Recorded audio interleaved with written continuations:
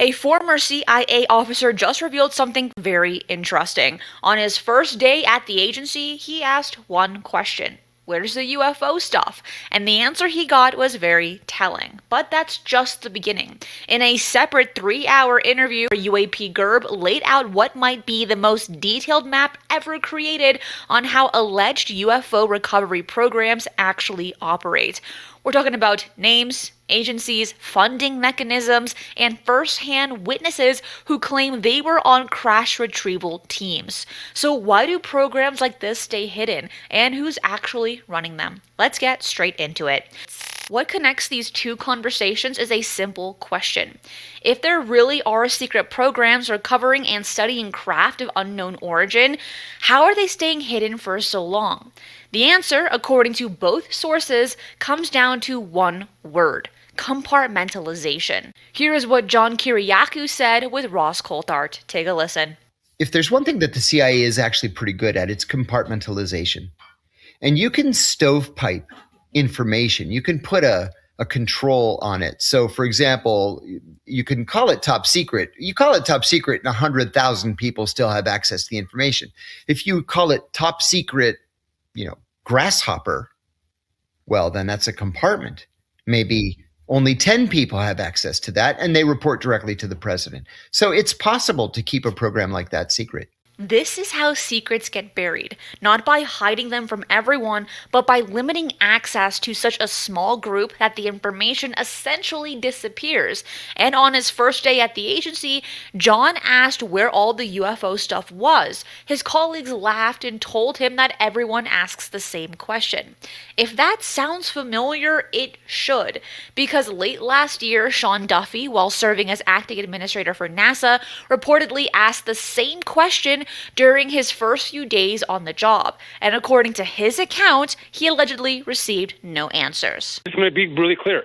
I haven't had the alien briefing yet, but I've asked for it. Okay. So I can't comment on it, and I can't wait to come back and talk about the highly classified information on your show. I'm going to get in this briefing. And by the way, I'm kidding. I'm not going to do that. But actually, you know what I do? I mean, I think we're in a space right now in America that we want transparency. Now here's where things get really interesting. UAP Gerb, who has spent years mapping out what he calls legacy programs, describes them as a pyramid structure. At the very top, you have individuals like the late former Vice President Dick Cheney, and according to journalist Walter Kern, David Grush told him that Cheney was allegedly the head of the UFO pyramid for quite some time. And then Grush mentioned it publicly last week on the Megyn Kelly show, calling Cheney Darth Vader himself. But below that level, you have administrators from the major intelligence agencies.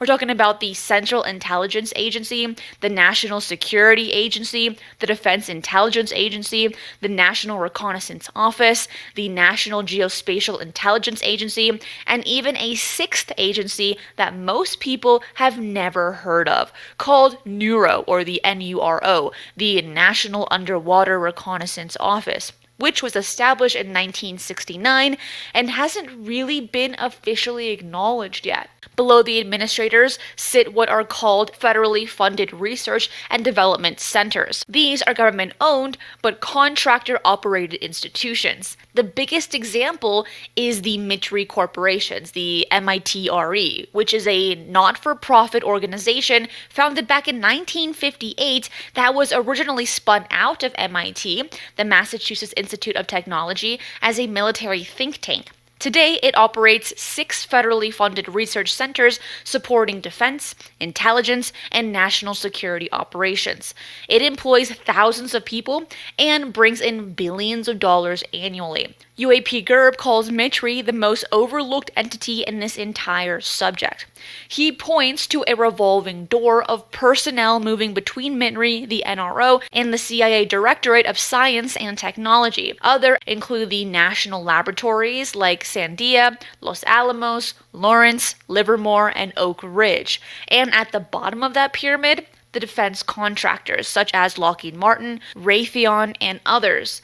But here is the key detail that most people miss. the reason why FFRDCs, I think, are higher on the totem pole, if so to speak, than contractors is because FFRDCs are inherently government-owned, contractor-operated. So these institutions can serve as subject matter experts for exotic technology programs. This distinction matters because it explains how oversight can exist while still maintaining completely invisible to Congress and the public. So, how do you fund something this secret? According to multiple sources, including David Grush himself, these programs rely on what is called misappropriation of funds. This includes something called IRAD, or the Independent Research and Development, which allows defense contractors to bill the DoD for projects they consider in the interest of national security.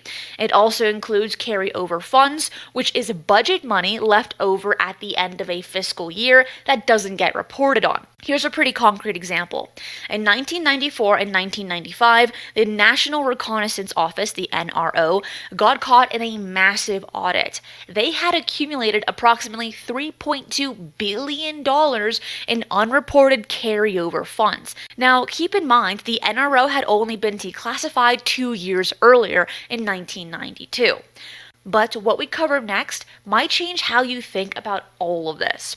One of the most compelling parts of the American Alchemy interview involves first-hand accounts of crash retrieval programs. There's an enormous egg-shaped, teardrop-shaped craft embedded in the cliff face. The craft is featuring extensive ballistic damage on the back. Weygand guesses to this day this was due to a Peruvian Hawk MIM-23 missile system. There's seemingly a field around the craft. It's kind of silvery, metallic, but around the craft there's this swirling field similar to what Dylan Borland said about the lava-like mechanism that was used seemingly to cloak the craft. This was a purplish, greenish, like oil on water, the mother of pearl effect. There was a light around the circumference of the craft that was kind of slowing down, and there seemed to be a hatch open with what appeared to be an arm hanging out with 4 fingers. He describes feeling like a being was communicating with him telepathically, telling him not to be afraid and actually asking for help. But what happens next follows a pattern that appears in multiple testimonies. The Marines were intercepted by 8 to 12 operators in all black, no insignia, no name tags, and held at gunpoint. The Department of Energy personnel arrived in hazmat gear. And here's a detail that connects all 3 separate witnesses. Jonathan Weygand, Michael Herrera, and Roderick Castle III all reported being given that they were told were anthrax vaccine boosters immediately after their encounter. All 3 incidents were unrelated, but they all got the exact same treatment. All 3 of these men, directly after their encounters, were given what they were told were anthrax vaccine boosters. Back in the 90s, there was a huge controversy around anthrax scare and anthrax boosters.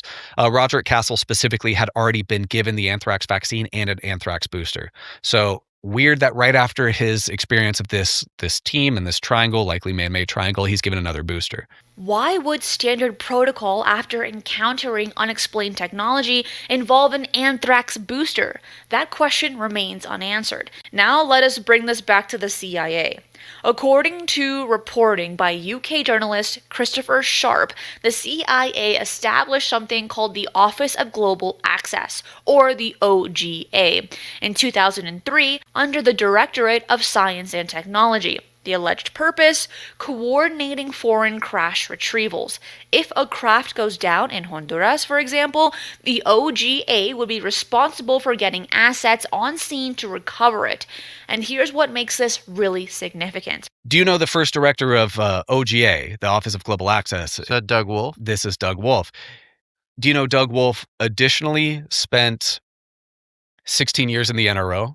He was the executive assistant to the director of the National Reconnaissance Office. Whoa. He was indeed CIA DS&T deputy director. He indeed started the OGA. Whoa. And indeed, he was the DDNI ATNF, the deputy director for national intelligence for acquisition, technology, and facilities. Has direct oversight over NRO acquisitions. Crazy. That is a direct line connecting the agencies responsible for satellite reconnaissance to alleged crash retrieval programs. And really, that's a big deal. This revolving door between the NRO, the CIA Directorate of Science and Technology, and organizations like Mitri Corporation appears repeatedly in UAP GERB's research. So why keep this all secret? Well, John offers 2 possibilities. First, fear of panic. Admitting that otherworldly beings have visited Earth could cause public hysteria. Second, and perhaps more significantly, fear of adversaries. If the US possesses recovered technology, revealing that fact tells China and Russia exactly what to look for. It gives them targets. But I would add a third possibility. Power. Knowledge is power, and the less people know, the more control a small group maintains. And if this ever becomes public, the agencies involved wouldn't just lose power. They would face serious questions about decades of deception, and that backlash would be so severe. And that threat alone might be enough to keep the walls up indefinitely. Now, here is the counter argument that insiders are now making. The excessive secrecy is actually hurting American progress. What the secrecy is doing is hindering the opportunity for the United States to actually gain an advantage, because the excessive secrecy, the excessive compartmentalization is actually now blocking what the Russians and the Chinese are achieving. In other words, by keeping everything locked in separate boxes, the US may be falling behind nations that are willing to share information internally. Do you think the secrecy around these programs has protected national security, or has it held back scientific progress that could benefit everyone?